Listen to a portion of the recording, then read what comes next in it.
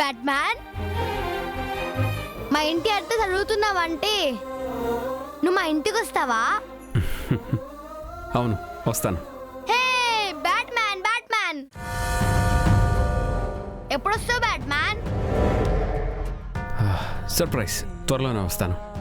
Batman వస్తున్నాడు, Batman వస్తున్నాడు, మా ఇంటికి బ్యాట్మ్యాన్ వస్తున్నాడు. హే బ్యాట్మ్యాన్ వస్తున్నాడు. అమ్మా ఇది పట్టుకో.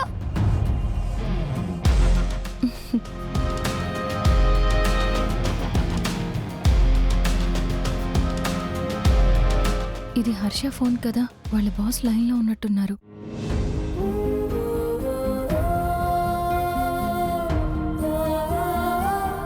క్రిష్ ఆడుకుంటూ ఫోన్ ఎక్కడో పెట్టేసినట్టున్నాడు. హలో హలో,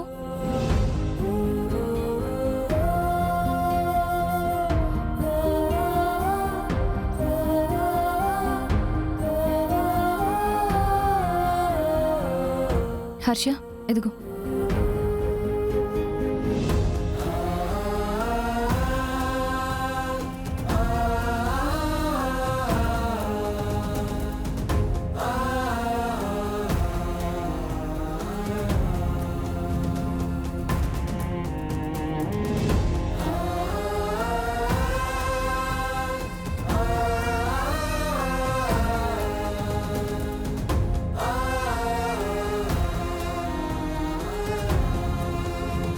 రే అర్థమైందిగా, మీ స్కూల్లోనే చదువుతాను. చదువుతూ బిజినెస్ చేస్తాను, బిజినెస్ చేస్తూ ఇంగ్లీష్ కూడా మాట్లాడతాను. సిరమ్మ నన్ను పట్టుకెళ్ళు. సిరమ్మ దొరికిపోయినా. ఇప్పుడు నువ్వు వెళ్ళు, నేను పట్టుకుంటా. సరే.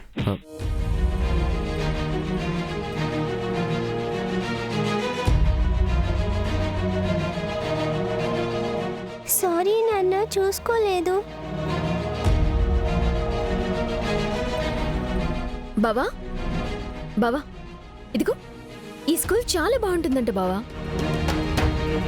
ఇక్కడ మొత్తం మనలాంటి రిచ్ పీపుల్ పిల్లలే జాయిన్ అవుతారంట. ఎడ్యుకేషన్ కూడా చాలా బాగా ఉంటుందంట.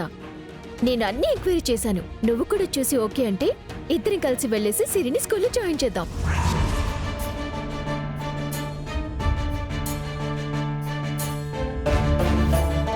ఏంటి బావ ఏం మాట్లాడవు?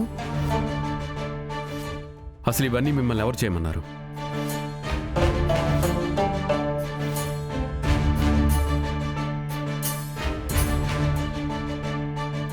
ఎవరైనా చేయమంటారా ఏంటి బావా?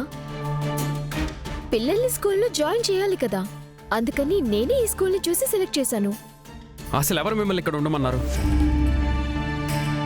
ఆ రోజే మిమ్మల్ని వెళ్ళిపోమని చెప్పాను. అయినా సరే నేనెంత చెప్పినా వినకుండా ఇక్కడే ఉండి స్కూల్లో జాయిన్ చేద్దాం అది ఇది అంటావేంటి?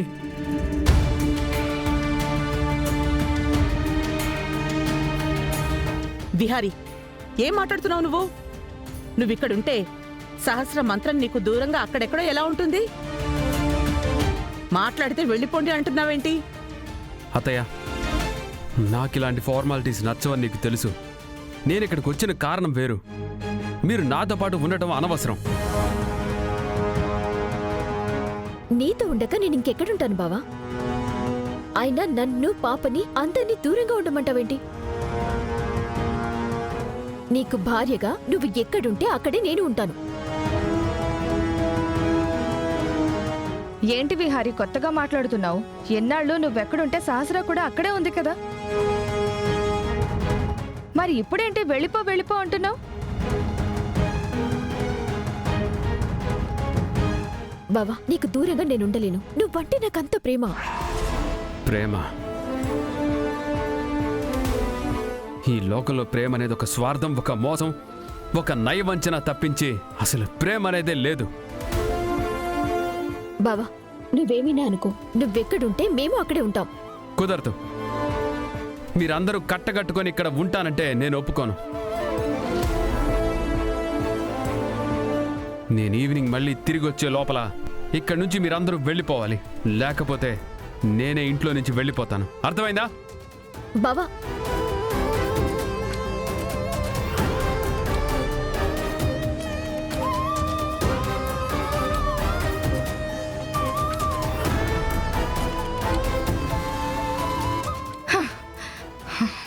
ఈ రోజుతో మనం ఇక్కడ అనుకున్నది అనుకున్నట్టు జరుగుతుంది.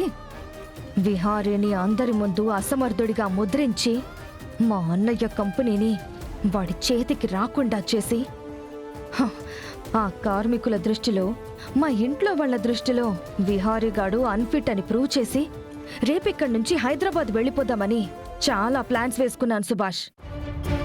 కానీ ఆ ప్లాన్స్ అన్నీ నీ అసమర్థత వల్ల వేస్ట్ అయిపోతున్నాయి. ఇదివరకు ఏ పని అప్పజెప్పినా ఎంతో సమర్థవంతంగా తెలివితేటలు ఉపయోగించి పని ముగించుకుని వచ్చేవాడివి. కానీ నీకు ఈ మధ్య ఏమైంది? ఏ పని చేసినా సగం సగమే చేస్తున్నావు.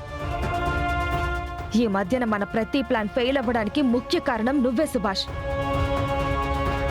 చెప్పు సుభాష్, ఏమైంది నీకు? ఎందుకు కాన్సన్ట్రేట్ చేయలేకపోతున్నావు? పోనీ నువ్వు పనులు చెయ్యనంటే చెప్పు, నా పనులు నాకు చేసుకోవడం వచ్చు. లేదంబిక, అలా ఏం లేదు. నేనెప్పటికీ నీ మనిషినే, నీ వెనకే ఉంటాను, నీ కోసం పనిచేస్తాను. నా కోసం పనిచేస్తే నువ్వింత కేర్లెస్ గా పని చెయ్యవు సుభాష్. ఈ రోజు నేనిక్కడ ఉండాల్సి రావడానికి కారణం కూడా నువ్వే. ఆ విహారీగాడు మా అన్నయ్య కంపెనీ దక్కించుకోవడానికి కారణం కూడా నువ్వే. నువ్వు నీ మనుషులు ఒక్క మనిషిని నిలవరించలేకపోయారు. ఆ గవర్నమెంట్ ఆఫీస్ దగ్గర ఒక్క బుడ్డోడ్నే ఆపలేకపోయారు. ఇది నిజంగా మీ చేతకానితనమే. అంబిక, నీకు నేను మాటిస్తున్నాను, ఇక్కడ విహారీ మీ అన్నయ్య కంపెనీని సవ్యంగా నిర్వహించుకుంటా అయితే నేను చేస్తాను. అలాగే నన్ను నీ ముందు అసమర్థుడిగా నిలబెట్టిన ఆ బొడ్డోణ్ణి, అలాగే నా మనుషుల్ని కొట్టిన ఆ లేడీ ఎవరైనా సరే వాళ్ళని వదిలిపెట్టను. వాళ్ళంతు చూస్తాను. ఆ తర్వాత విహారీ కంపెనీ అంతు కూడా చూస్తాను.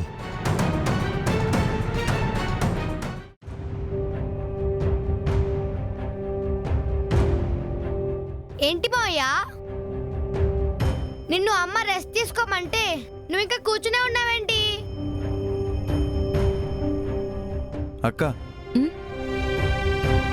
నేను వెళ్తాను.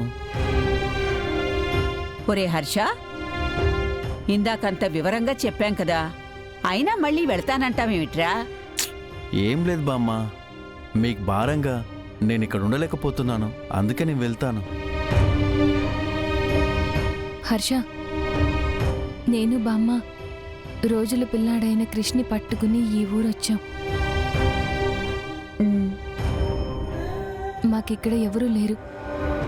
ఆ రోజు మమ్మల్ని ఆదుకుని పని ఇచ్చి మేమిక్కడ మా కాళ్ల మీద నిలబడేలా చేసింది మీ నాన్న.